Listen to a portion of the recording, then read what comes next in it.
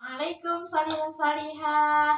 Berjumpa lagi bersama Ustazah Nika di kelas 1B. Nah, sekarang Ustazah mau tanya bagaimana kabar anak Ustazah pada pagi hari ini? Alhamdulillah, semangat, ceria, Allahu Akbar, Nurul Fikri. Yes, yes, yes. Solih dan solihah, di sini siapa yang tahu apa ya kegiatan kita pada pagi hari ini? Ada yang tahu nggak? Kegiatan kita pada pagi hari ini yakni menyimak video sirah Nabi Hud alaihi salam. Solihah, sebelum kita mendengarkan sirah, lebih baiknya kita berdoa terlebih dahulu ya. Ikutin Ustazah. Sikap berdoa, tangan diangkat, kepala ditundukkan, mata dipejamkan, hati dikhusyukkan. Berdoa mulai. Abata a'udzu billahi minasyaitonir rajim. Bismillahirrahmanirrahim. Alhamdulillahi rabbil alamin. Ar-Rahmanir-Rahim. Maliki yaumiddin. Iyyaka na'budu wa iyyaka nasta'in. Ihdina siratal mustaqim. Siratal ladzina an'amta 'alaihim ghairil maghdubi 'alaihim waladdallin. Amin. Asyhadu an la ilaha illallah wa asyhadu anna Muhammadar Rasulullah. Artinya, saya bersaksi bahwa tiada Tuhan selain Allah, dan saya bersaksi bahwa Nabi Muhammad itu utusan Allah. Rabbi shrahli sadri wa yassirli amri wahlul 'uqdatam min lisani yafqahu qawli. Raditu billahi rabba wa bil islami dina wa bi Muhammadin nabiyyan wa rasula. Rabbi zidni ilma warzuqni fahma. Amin ya rabbal alamin. Alhamdulillah, salihah, kita telah memulai kegiatan kita pada pagi hari ini dengan berdoa terlebih dahulu. Semoga Allah berikan keberkahan dalam ilmu kita yang kita ambil pagi ini.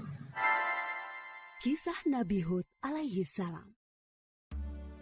Setelah peristiwa banjir besar berakhir, Nabi Nuh dan pengikutnya memulai kehidupan yang baru dalam keimanan yang tinggi kepada Allah Subhanahu wa Ta'ala tanpa gangguan orang-orang kafir.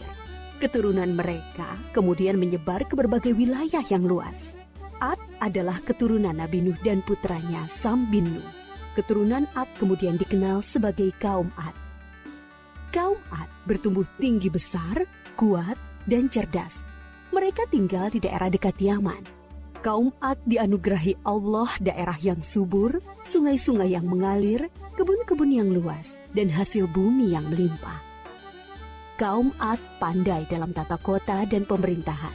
Mereka mahir membuat bangunan-bangunan tinggi, megah, dan indah dari gunung pasir di puncak-puncak bukit. Mereka juga membuat benteng-benteng yang kokoh dan saluran irigasi dan kolam-kolam. Ternak mereka pun berkembang dengan baik. Dengan anugerah Allah yang luas dan kerja keras mereka itu, kaum Ad menjadi makmur dan lebih maju dari kaum lainnya, serta lebih disegani. Hal ini membuat mereka sombong dan bermegah-megahan. Mereka menilai kemuliaan berdasarkan kekayaan dan kekuasaan. Pada mulanya, mereka adalah kaum beriman yang menyembah Allah. Lama-kelamaan, mereka mulai menyembah berhala dan patung-patung dari tokoh-tokoh mereka. Berhala yang mereka agungkan adalah Syamut dan Al-Hatar. Mereka menyerang kaum-kaum yang lain di sekitar mereka. Mereka selalu menang dalam peperangan. Mereka berlaku kejam dan sewenang-wenang terhadap para tawanan. Kehidupan sehari-hari mereka kemudian dipenuhi maksiat, penindasan kepada yang lemah, dan kedurhakaan kepada Allah. Di tengah masyarakat yang rusak itulah, Nabi Hud alaihi salam diutus Allah untuk menyampaikan ajarannya. Nabi Hud berasal dari keluarga kaya dan terpandang di kalangan kaum Ad. Akhlaknya mulia, cerdas, dan tidak terpengaruh oleh kerusakan kaumnya. Setelah sampai perintah Allah, mulailah beliau berdakwah mengajak kaumnya untuk kembali menyembah Allah. Hai kaumku, sembahlah Allah, tinggalkanlah berhala-berhala itu. Aku tidak meminta imbalan kepadamu atas semua ini. Upahku hanyalah dari Allah. Nabi Hud berdakwah dengan sabar tanpa putus asa.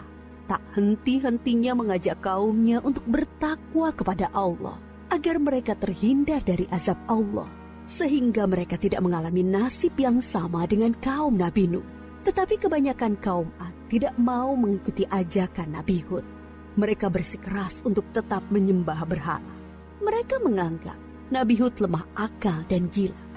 Dengarlah Hud, sembahan-sembahan kami telah mengutukmu sehingga engkau menjadi gila. Ucapanmu ngelantur, kacau. Itu karena kau menghina sembahan-sembahan kami. Kami tidak percaya pada ucapanmu. Datangkanlah azab yang telah engkau ancamkan. Kami tidak takut sedikit pun. Nabi Hud mengadukan kepada Allah atas perlakuan kaumnya. Beliau menyerahkan kepada Allah urusan pembalasan terhadap para pembangkang itu. Kemudian Allah menurunkan musim yang panjang, yang membuat sungai-sungai dan sumur-sumur menjadi kering. Tanaman dan binatang ternak banyak yang mati. Kaum Ad dilanda kelaparan dan kehausan yang parah. Keadaan ini berlangsung beberapa tahun. Nabi Hud terus mengajak kaumnya untuk kembali menyembah Allah. Wahai kaumku, mohonlah ampun kepada Allah. Niscaya Dia akan menurunkan hujan yang lebat dan menambah kekuatanmu. Tetapi kebanyakan dari kaum Ad itu tetap pada kesesatannya. Mereka memohon-mohon pada berhala itu untuk segera mengakhiri kemarau dan menurunkan hujan. Mereka tetap tidak mau menyembah Allah. Akhirnya tibalah ketetapan Allah, yaitu azab yang diancamkan kepada mereka. Muncul awan hitam membentang di langit. Gumpalan awan hitam itu sangat tebal dan luas. Orang-orang kafir melihat awan hitam itu sangat gembira. Mereka berlarian sorak-sorai menyongsong awan itu. Mereka mengira hujan lebat akan turun sebentar lagi. Sesembahan kita telah mengabulkan doa kita. Hujan akan turun. Kesengsaraan kita akan segera hilang. Ternyata dugaan mereka salah besar.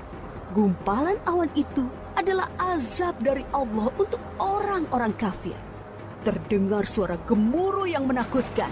Bertiup angin yang sangat kencang. Angin itu dingin sekali rasanya. Orang-orang yang semula berkumpul menyambut hujan menjadi panik berhamburan mencari perlindungan.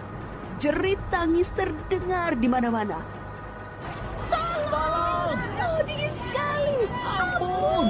Aku tidak tahan! Tolong! Orang-orang itu putus asa dan menyesal. Tetapi sudah terlambat. Angin dingin itu bertiup luar biasa kencangnya. Selama 7 hari 8 malam. Menumbangkan apa saja yang dilaluinya. Pohon-pohon, gedung-gedung megah, rumah-rumah, patung-patung, berhala, semua rusak porak-poranda. Setelah 7 hari 8 malam, topan itu berhenti. Negeri kaum Ad yang megah telah rusak binasa. Mayat-mayat orang kafir bergelimpangan di mana-mana. Tubuh yang tadinya gagah perkasa menjadi seperti batang pohon yang lapuk. Hanya Nabi Hud dan pengikutnya yang diselamatkan oleh Allah dari azab itu. Mereka kemudian hijrah ke Hadramaut, membangun kehidupan baru di sana. Mereka hidup sejahtera dengan beriman kepada Allah Subhanahu wa Ta'ala. Nabi Hud wafat di tempat baru itu. Kisah Nabi Hud mengajarkan kepada kita bahwa kekayaan, kepandaian, kekuatan tubuh yang dibangga-banggakan kaum Ad akhirnya musnah. Kesombongan dan kesesatan kaum mereka mengundang amarah Allah. Kita harus menjadi umat yang maju dan kuat, tetapi jangan meninggalkan keimanan dan ketakwaan kepada Allah. Soli dan solihah, bisa kita petik ibroh atau hikmah dari surah Nabi Hud alaihissalam, bahwasannya kita tidak boleh sombong ketika Allah memberikan kelebihan kepada diri kita. Hendaklah kita selalu beriman dan bertakwa kepada Allah Subhanahu wa Ta'ala. Nah, sekian dari Ustazah untuk mengakhiri kegiatan kita pada pagi hari ini. Yuk bersama-sama kita mengucapkan hamdalah. walhamdulillahi rabbil alamin. Selanjutnya kita sempurnakan dengan surah Al-Asr dan doa kafaratul majlis. Abata a'udzu billahi minasyaitonir rajim. Bismillahirrahmanirrahim.